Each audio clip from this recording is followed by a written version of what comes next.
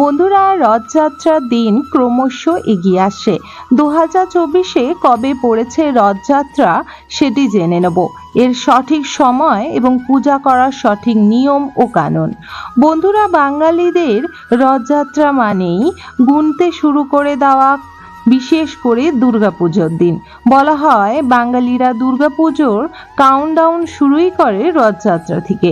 এই দিন থেকেই শুরু হয়ে যায় খুঁটি পূজা। এছাড়া রথযাত্রা ঘিরে নানান শুভ কিছু আয়োজনও হতে থাকে। ফলে জগন্নাথ দেবের রথযাত্রা 2024 সালে কবে পড়েছে তার তারিখ জেনে নেব আজকের এই ভিডিওতে। এছাড়া রথযাত্রার তিথি ও রথযাত্রা ঘিরে কিছু নিয়ম আচরণ আছে, সেগুলোও জেনে নেব। জগন্নাথ রথযাত্রা 2024 তিথিতে কবে পড়েছে জানার আগে ছোট্ট একটি রিকোয়েস্ট করব বন্ধুরা, আপনারা সম্পূর্ণরূপে ভিডিও তথ্যটি দেখুন। ভিডিওটি যদি ভালো লেগে থাকে অবশ্যই একটি লাইক করুন। কমেন্ট বক্সে জয় বাবা জগন্নাথের জয় অবশ্যই লিখুন। অবশ্যই বন্ধুরা চ্যানেলটিকে সাবস্ক্রাইব করে রাখুন আপকামিং পূজা পাঠ, তন্ত্রকথা, জ্যোতিষশাস্ত্র, বাস্তু টিপস, টোটকা উপায় দেখার জন্য। তো আসুন জেনে নেওয়া যাক। ভগবান জগন্নাথের রথযাত্রা 2024 তিথি আগামী 7 জুলাই রবিবার পড়েছে। জগন্নাথের রথযাত্রা আষাঢ় মাসে শুক্লাপক্ষে দ্বিতীয়া তিথিতেই এই শুভ সময় পড়েছে। 7 জুলাই ভোর 4:26 থেকে এই আষাঢ় মাসের শুক্লাপক্ষের দ্বিতীয়া তিথি শুরু হচ্ছে, আর দ্বিতীয়া তিথি শেষ হচ্ছে 8 জুলাই, অর্থাৎ 8 জুলাই সোমবার ভোর 4:59 শেষ হয়ে যাচ্ছে এই তিথিটি। বন্ধুরা, উল্টো রথযাত্রা আয়োজিত হতে চলেছে 16 জুলাই। বিশেষ করে সোজা রথ ও উল্টো রথের মাঝখানে 8 দিন পালিত হয় 8টি বেশে উৎসব। এই সময়কালে বাংলার বহু প্রান্তে নানা রকম সাজসজ্জা, নানা রকম আয়োজন ও জগন্নাথ দেবের বিশেষ করে যেখানে রথ থাকেন সেখানে আশেপাশে খুব সুন্দর মেলাও বসে থাকে। পুরীর জগন্নাথ রথযাত্রায় ঘিরে কিছু সুন্দর তথ্যও রয়েছে। বলা হয় প্রায় 450 বছর পুরনো পুরীর এই রথযাত্রা উৎসব।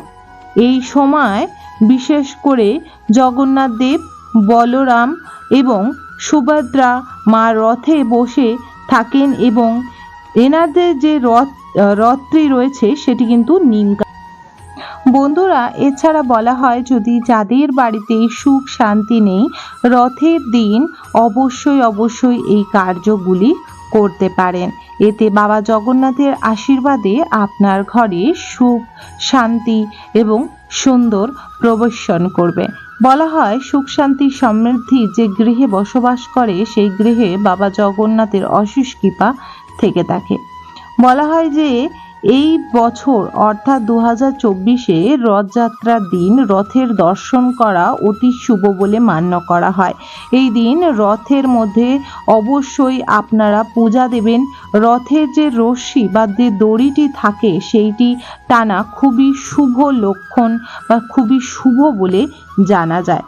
বন্ধুরা, রথে দিন জগন্নাথ দেব ও শ্রী বিষ্ণুর উদ্দেশ্যে উপবাস রাখা খুবই শুভ ও মঙ্গলময়। রথযাত্রার দিন কেউ বিশেষ করে নিজের যদি পরিশ্রমের অর্থ জগন্নাথ দেবকে অর্পণ করে তাহলে খুবই শুভপূর্ণ ফল পাওয়া যায়।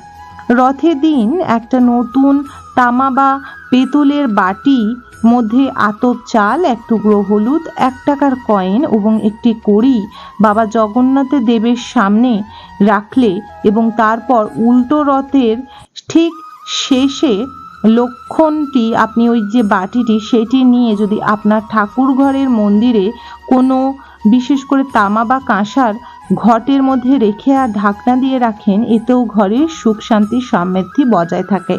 রথযাত্রার দিন যদি জগন্নাথ দেবের গলায় 108টি তুলসী মালা যে পরাতে পারেন, তুলসী পত্রের মালা, তাহলে অবশ্যই খেয়াল রাখতে হবে যে তুলসী পাতা যেন একটিও না ছিঁড়ে যায় এবং মালাটি যেন খুব সুন্দরভাবে গাঁথা হয় এবং সুতো দিয়ে বেঁধে এই মালাটি তৈরি করা হয়। যদি অর্পণ করা হয়, তার সর্বদাই বাবা জগন্নাথের আশীর্বাদে শরীর ও মন সুস্থ থাকবে, জীবনের সফলতা উন্নতি আসে। আশা করব বন্ধুরা আজকের ভিডিও তথ্যটি আপনাদের ভালো লেগেছে। যদি ভালো লেগে থাকে অবশ্যই একটি লাইক করবেন, কমেন্ট বক্সে অবশ্যই জয় বাবা জগন্নাথের জয় অবশ্যই লিখবেন, চ্যানেলটিকে অবশ্যই সাবস্ক্রাইব করে রাখবেন আপকামিং পূজাপাঠ, তন্ত্রকথা, জ্যোতিষশাস্ত্র, বাস্তু টিপস, টোটকা উপায় দেখার জন্য। সবাই ভালো থাকবেন, সুস্থ থাকবেন। জয় জগন্নাথ, হরে কৃষ্ণা, রাধে রাধে।